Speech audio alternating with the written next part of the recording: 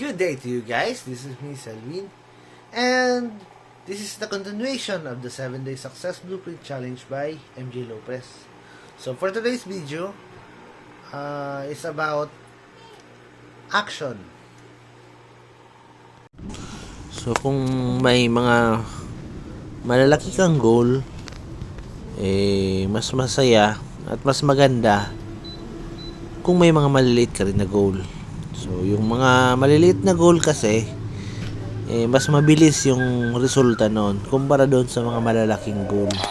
Kapag nakafocus ka lang kasi sa mga malalaking goal, madalas mababurn out ka, mapapagod ka kagad, at baka mawalan ka ng gana sa mga ibang mo pang goal.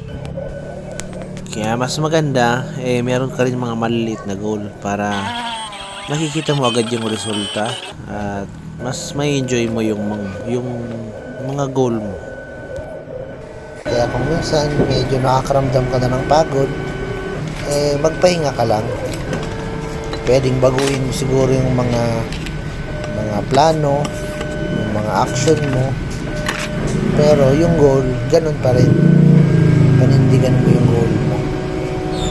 Kasi yung tagumpay, yung success, yung bunga, at yung resulta ng iyong pagpapagod at mga sakripisyo palaging nasa bandang huli.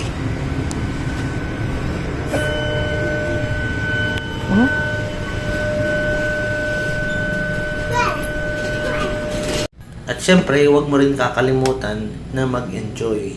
So kailangan i-reward mo rin yung sarili mo pagkatapos ng mga maliliit na goal na nagawa mo. So yun lang yung masishare ko ngayon. Bye!